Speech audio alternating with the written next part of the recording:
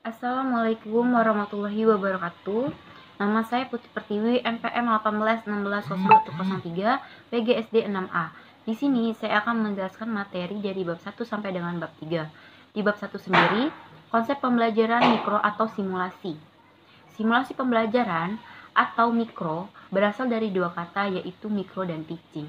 Mikro berarti kecil, sempit, dan terbatas, sedangkan teaching berarti mengajar.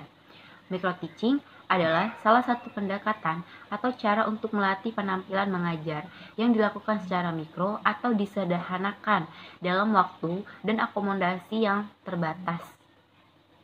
Normalnya, dalam pembelajaran, yaitu rentang waktunya memakan waktu 35 menit sampai dengan 40 menit atau 45 menit. Namun, dengan diadakannya micro teaching, waktu pembelajaran dapat disingkat menjadi 10 sampai dengan 15 menit. Kemudian, agar dapat mempraktekkan model pembelajaran mikro dengan benar, maka terlebih dahulu harus memiliki pengetahuan teori tentang pembelajaran mikro itu sendiri. Sebab, praktek tanpa didasari oleh teori bisa menyalahi ketentuan yang telah ditetapkan. Kemudian, ada beberapa para ahli berpendapat bahwa pengertian dari simulasi pembelajaran atau micro teaching, yaitu yang pertama menurut Rosita, pembelajaran mikro merupakan suatu kegiatan mengajar di mana segala sesuatunya dikecilkan atau disederhanakan. Kemudian ada pula tujuan dan manfaat pembelajaran mikro. Tujuan dari pembelajaran mikro sendiri yang pertama mempersiapkan, membina, dan meningkatkan mutu guru agar dapat memenuhi standar kompetensi pedagogik, kepribadian, profesional, dan sosial. Yang kedua, untuk memfasilitasi, melatih, dan membina calon maupun para guru dalam hal keterampilan dasar mengajar, yaitu teknik skill. Yang ketiga, untuk melatih penampilan dan keterampilan mengajar yang dilakukan bagian demi bagian secara spesifik agar diperoleh kemampuan yang maksimal. Kemudian yang keempat, untuk memberi kesempatan kepada calon maupun para guru berlatih dan mengoreksi, serta menilai kelebihan dan kekurangan yang dimiliki. Yang kelima, untuk memberi kesempatan kepada setiap yang berlatih, yaitu calon guru dan para guru, meningkatkan dan memperbaiki kelebihan dan kekurangannya, sehingga guru selalu berusaha meningkatkan layanannya kepada siswa. Ada pula manfaat dari pembelajaran micro teaching ini sendiri. Yang pertama, manfaat bagi mahasiswa atau calon guru, yaitu setiap mahasiswa calon guru dapat melatih bagian demi bagian dari setiap keterampilan mengajar yang harus dikuasai secara lebih terkendali dan terkontrol. Kemudian, yang kedua, ada manfaatnya bagi guru atau pendidik in service, yaitu para guru baik secara mandiri maupun bersama-sama dapat berlatih untuk lebih meningkatkan kemampuan dalam mengajar yang telah ia miliki. Kemudian, guru dapat mengetahui kelebihan dan kekurangannya sendiri. Kemudian ada pula yang ketiga, manfaat bagi supervisor. Yang pertama yaitu mereka dapat memperoleh data yang objektif dan kooperatif tingkat kemampuan para calon guru maupun para guru dalam hal kemampuan mengajar yang harus dikuasai secara dengan tuntunan profesinya. Yang kedua, dapat memberikan masukan, saran, maupun solusi yang akurat karena didasarkan pada data atau informasi yang lengkap sesuai hasil pengamatan dari pembinaan melalui proses pembelajaran mikro yang telah dilakukan. Ada pula prinsip-prinsip dalam pembelajaran mikro. Yang pertama yaitu prinsip perhatian dan motivasi, yaitu suatu aturan atau ketentuan untuk memusatkan pikiran dan seluruh kekuatan energi untuk tertuju dan disalurkan pada kegiatan pembelajaran. Oleh karena itu, setiap guru dalam bimbingan kegiatan pembelajaran harus mampu memusatkan dan memelihara perhatiannya itu kepada siswa agar mereka dapat termotivasi dalam pembelajaran.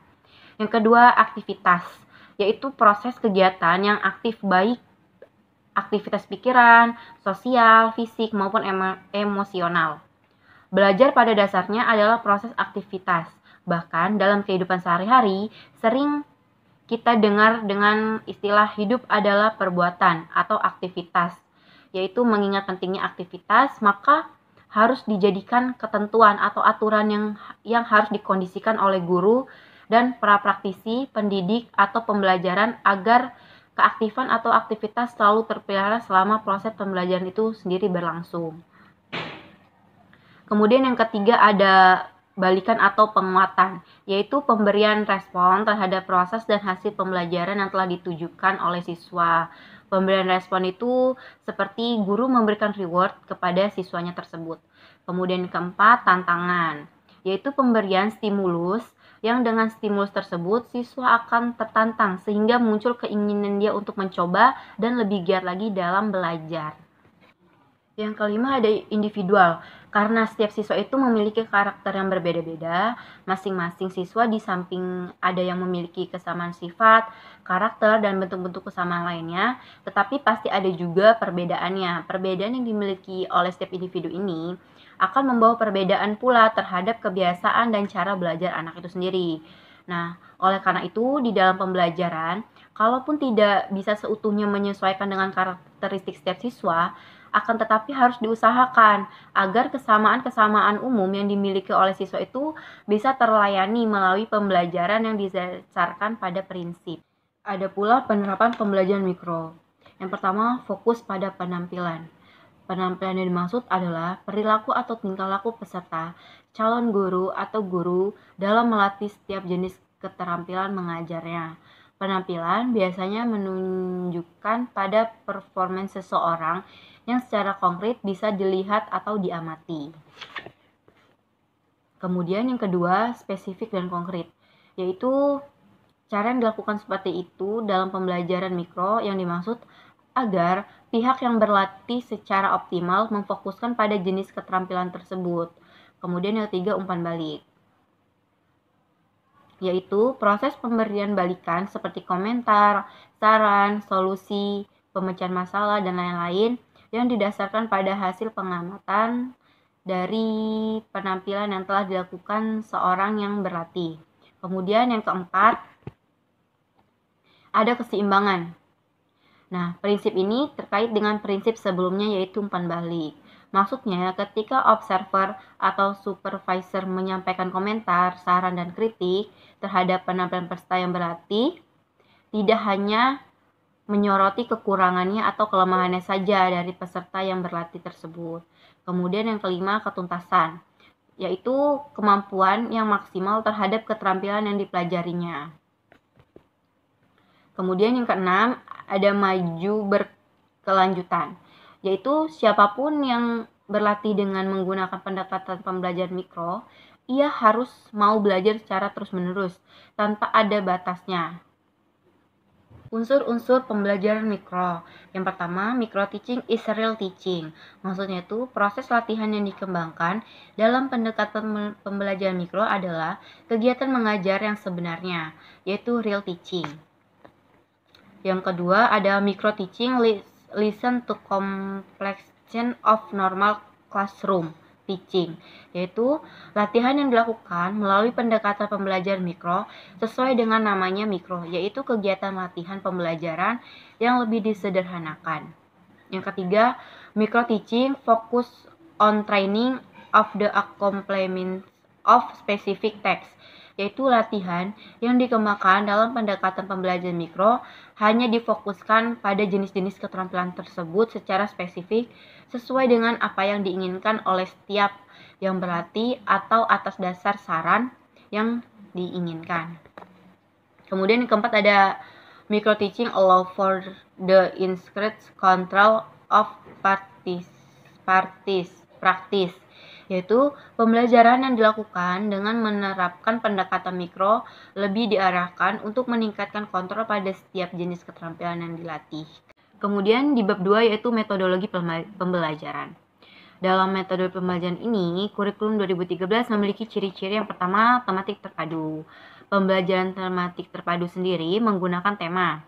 Pembelajaran tersebut memberikan pengalaman bermakna kepada siswa secara utuh. Yang kedua yaitu pendekatan saintifik. Dalam pembelajaran di sekolah, mulai dari kelas 1 sampai dengan kelas 6, pendekatan saintifik ini mendorong anak untuk melakukan keterampilan-keterampilan ilmiah seperti mengamati, menanya, mengumpulkan informasi, mengasosiasi, dan juga mengkomunikasikan.